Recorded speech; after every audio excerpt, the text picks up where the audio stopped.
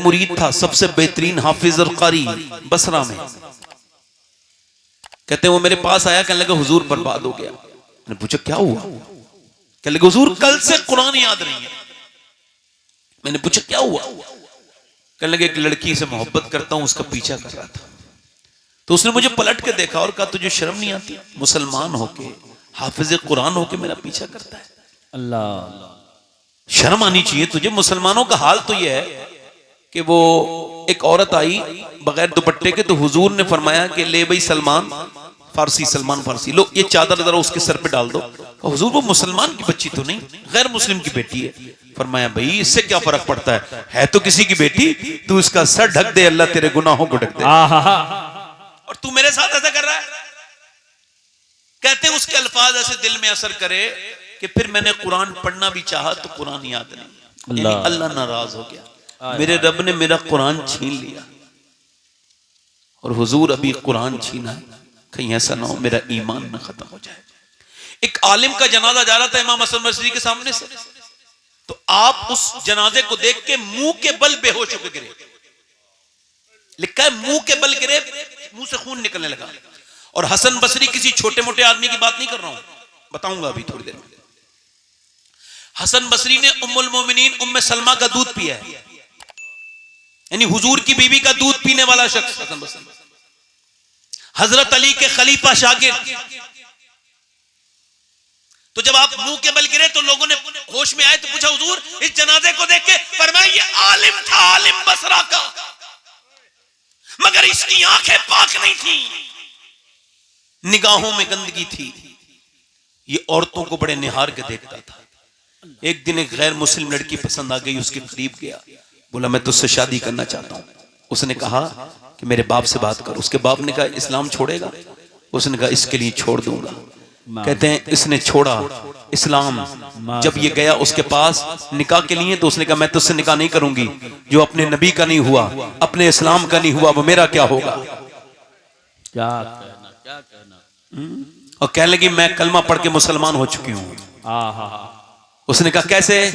कहा बस हो गई, इसी वजह से कि रात तेरी बात हुई, रात मैंने मौला अली को ख्वाब में देखा, उन्होंने मुझको ख्वाब में आके कलमा पढ़ाया। फरमाते हैं हसन बसरी कि वो बदबख्त नाराज हुआ और उसी हाल में इसका इंतकाल हुआ है।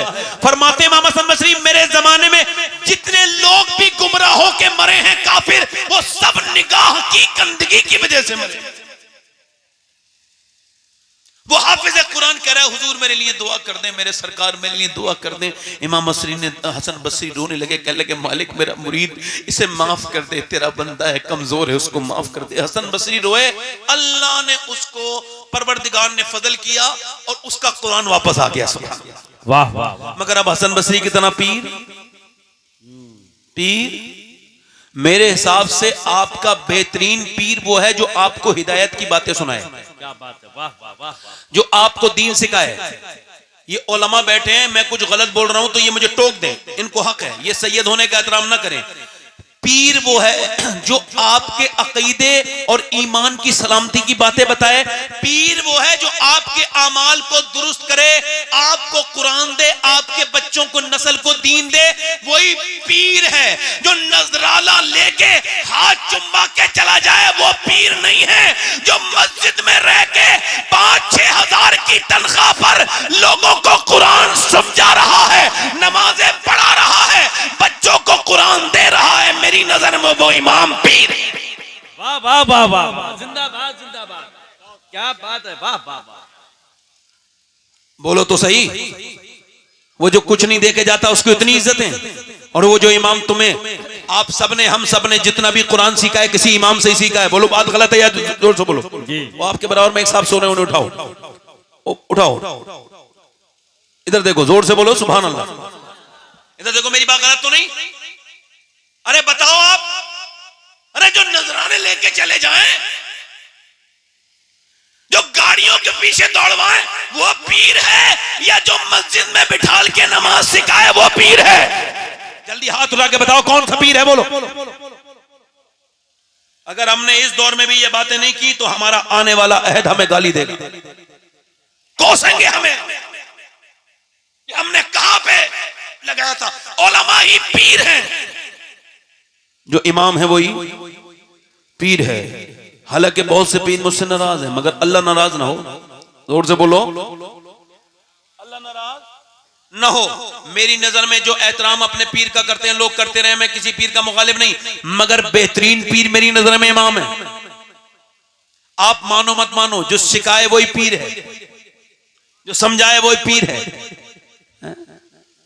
अब मेरे आपसे यह बात अर्ज कर रहा हूं कि हालात चूंकि बिगड़ते चले जा रहे हैं, ये बताइए, आप सवाल कर रहा हूं आपसे, ये जो बच्चे बिगड़ रहे हैं इसमें किसका रोल है सबसे ज्यादा? किसका रोल है? मां का, फिर बाप का। बाप का इसमें अच्छा खासा रोल है। अच्छा, एक बार मैं कोई ऐसा नहीं कह रहा हूं कि मैं कोई नफिल फर्जी नमाज पढ़ रहा था, रात का वक्त था, रात लेट हो गई थी अपने घर के कमरे में। तो मेरा जो बेटा है 2.5 साल का भी, उसकी आंख खुल गई।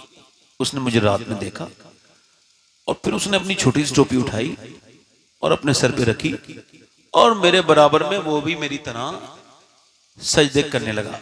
रात काफी गुजर गई थी, तो मुझे बड़ी अजीब सा लगा और मेरा दिल अचानक अंदर से जो है वो, मैं नॉर्मली नमाज पढ़ रहा था मगर फिर मेरा दिल नमाज में लगा और मैंने कहा मेरे मालिक, जब ये मेरा बच्चा इतनी उम्र में झुकी गया है तो इसे कबूल भी कर ले मेरे बाप। इसका मतलब आप समझें, जब बाप ही नमाज नहीं पढ़ेगा तो अब किस मुंह से कहेगा बच्चों से नमाज पढ़ो? ये बताओ, झूठ बोलना कौन सिखाता है बच्चों को? बोलो, कौन सिखाता है? बोलो ना, कौन सिखाता है? मां और अब्बा। उसे किसी सच बोलने पे मारते हैं, जैसे बच्चा घर में बैठा है, कुछ टूट गया, कोई कीमती सामान, मां गई, किसने तोड़ा? अब वो बच्चा सच बोलना जानता था, झूठ बोलना उसे पता ही नहीं झूठ क्या होता है, बिल्कुल आईना था। क्योंकि भैंस का बच्चा, तवज्जो, भैंस का बच्चा पैदा होती पहचान लेता है अम्मी को, गाय का बच्चा पैदा होते हुए अपनी अम्मी को पहचान लेता है। जरा गौर करो, बकरी का बच्चा पैदा होते ही चलने भी लगता है, पहचानने भी लगता है।